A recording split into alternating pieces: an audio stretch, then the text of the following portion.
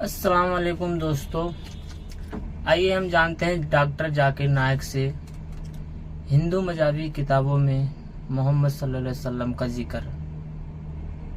اور جب ہم تحقیق کرتے ہیں تو پتہ لگتا ہے کہ ہندو مذہبی کتابوں میں سینکڑوں جگہ محمد صلی اللہ علیہ وسلم کا ذکر ہے۔ پہلے ہم دیکھیں گے پرانا میں محمد صلی اللہ علیہ وسلم کے بارے میں کیا لکھا ہے۔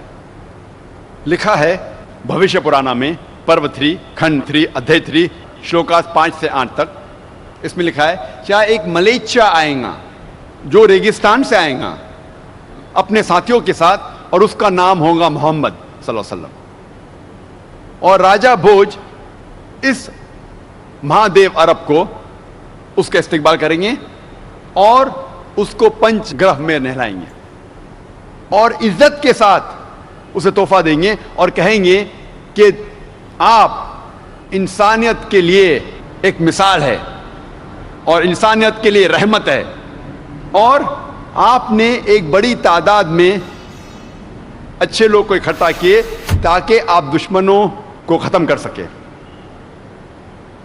جب یہ پڑھتے بھوشیہ پرانا پرو 3 کھنڈ 3 ادھیے 3 شلوکاس 5 سے 8، اس میں لکھا ہوا ہے کہ ایک ملیچا آئے گا۔ ملیچا سنسکرت میں کہتے ہیں ودیشی کو، a foreigner who speaks a foreign language، جو ودیش کی بھاشا بات کرتا ہے۔ یہ شخص کا نام ہے محمد صلی اللہ علیہ وسلم، اور یہ شخص آئے گا مروستھل سے۔ مروستھل سنسکرت میں جب ہم ترجمہ کریں گے اس کے معنی ہے ریگستان، a desert، a sandy track۔ وہ آئے گا اپنے ساتھیوں کے ساتھ، اور ہم جانتے محمد صلی اللہ علیہ وسلم کے کئی صحابہ تھے، اور راجہ بھوج یہ مہادیو عرب کو پنچ گرھ میں نہلائیں گے۔ پنچ گرھ میں نہلانا کے معنی یہ نہیں کہ گنگا میں ڈبکی لینا، لیکن ہندوؤں کا یہ ماننا ہے کہ پنچ گرھ میں گنگا میں نہلائیں گے مطلب آپ پاک ہو جاتے ہیں۔ تو اس شلوک کے معنی ہے کہ یہ انسان معصوم ہوگا، پاک اور نیک ہوگا، اور راجہ بھوج اس انسان کو کہیں گے کہ آپ انسانیت کے لیے رحمت ہے۔ اور یہی کہا گیا ہے قرآن مجید میں سورہ انبیاء میں سورہ نمبر 21 آیت نمبر 107 میں، وَمَا أَرْسَلْنَاكَ إِلَّا رَحْمَةً لِلْعَالَمِينَ، کہ ہم نے تمہیں نہیں بھیجا لیکن صرف رحمت بنا کے سارے عالمین کے لیے، سارے جہاں کے لیے، ساری انسانیت کے لیے۔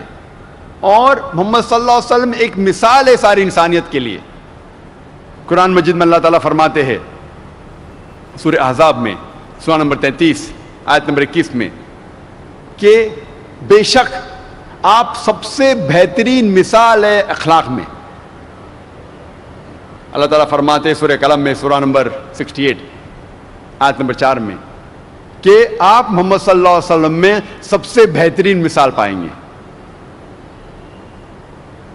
کچھ لوگ اعتراض کریں گے کہ یہ بھوشیہ وانی میں لکھا ہے راجہ بھوج کے بارے میں، اور راجہ بھوج جب ہم تحقیق کرتے ہیں وہ 11ویں صدی میں ہے، 500 سال محمد صلی اللہ علیہ وسلم کے بعد، جو 10th جنریشن آف راجہ شلیوان تھا۔ میں ان سے یہ کہنا چاہتا ہوں کہ ہندوستان میں ایک ہی راجہ بھوج نہیں ہے۔ جس طریقے سے روم کے بادشاہ کو لقب دیا جاتا ہے سیزر، اور مصر کے بادشاہ کو لقب دیا جاتا ہے فرعون، اسی طریقے سے ہندوستان کے راجاؤں کو لقب دیا جاتا ہے راجہ بھوج۔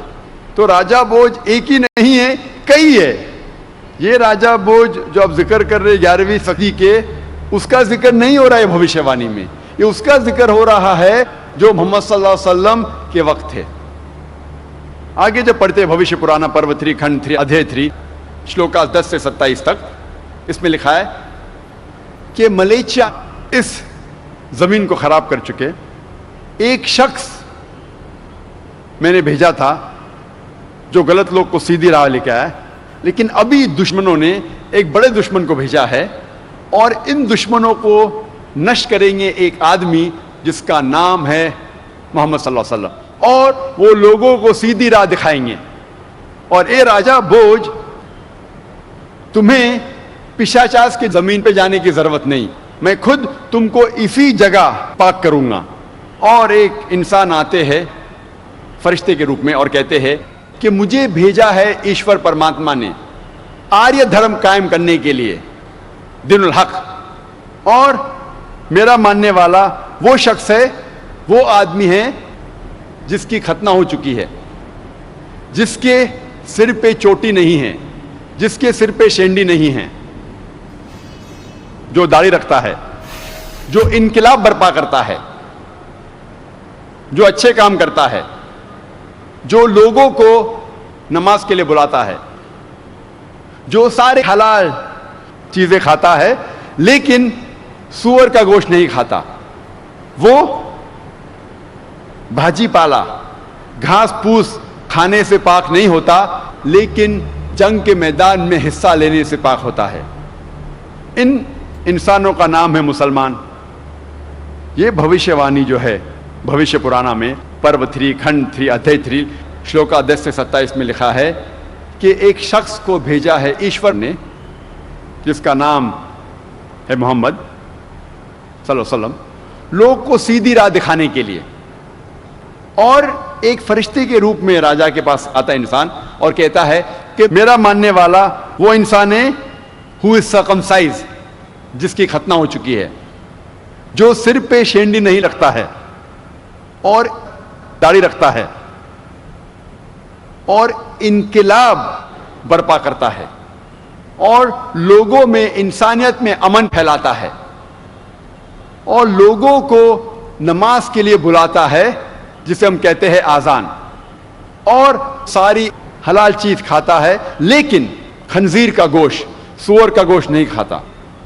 और कुरान मजीद में 4 जगह लिखा है, सूरह बकरा में सूरह नंबर 2 आयत नंबर 173, सूरह माइदा सूरह नंबर 5 आयत नंबर 3, सूरह अनाम सूरह नंबर 6 आयत नंबर 145 और सूरह नहल सूरह नंबर 16 आयत नंबर 115 में हुर्रिमत अलैकुमुल मैततु वद्दमु वलहमुल खिंजीर वमा उहिल्ला लिगैरिल्लाह बिही, आपके लिए मना है, आपके लिए हराम है मरा हुआ गोश्त, खून, खंजीर और वो खाना जिस पर गैर अल्लाह का नाम लिया है, अल्लाह के अलावा किसी और का नाम जिस खाने पे लिया गया है वो आपके लिए हराम है। 4 जगह कुरान में साफ लिखा है कि सूअर का गोश्त खाना हराम है। और ये लोग घास फूस, हर्ब्स, श्रब्स, भाजी पाला खा के पाक नहीं होंगे लेकिन जंग के मैदान में हिस्सा लेके, और इन लोगों का नाम है मुसलमान। ये भविष्यवाणी साफ तौर पे जिक्र कर रही है मोहम्मद सल्लल्लाहु अलैहि वसल्लम के बारे में। आगे जब पढ़ते लिखा है भविष्य पुराना में पर्व 3 खंड 1 अध्याय 3 श्लोकास 21 से 23 तक, इसमें लिखा है कि 7 शहर काशी के और हिंदुस्तान में हम देख रहे हैं कि अंधकार है, भी राक्षस और गलत लोग इन शहरों में हैं और सारी बुराइयां इस जमीन पे है, लेकिन जो मलेच्चा के मानने वाले वो सच्चे इंसान हैं और ये लोग सही धर्म को मानने वाले हैं। ये ऋषि आप इन लोगों की तारीफ करो। इसमें भी भविष्यवाणी है मोहम्मद सल्लल्लाहु अलैहि वसल्लम के बारे में। हम जब वेद पढ़ते हैं, वेद में कई जगह मोहम्मद सल्लल्लाहु अलैहि वसल्लम का जिक्र है। जब हम पढ़ते अथर्वा वेद किताब नंबर 20 हिम नंबर 127 मंत्र नंबर 14 में इसे कहते कुंटप सुक्ता। कुंटप के एक मानी है कि मुश्किलात को दूर करना, अमन हासिल करना। तर्जुमा करेंगे अरबी में हो जाता है इस्लाम। कुंटप के दूसरे मानी है कि hidden glands in the abdomen, पेट में छुपे हुए गुदूद, hidden glands in the abdomen. इसका मतलब कि कुछ मंत्रा है जिसके मानी आप अभी नहीं समझ पाएंगे, कुछ वक्त के बाद आपको पता चलेगा इसकी क्या मानी है।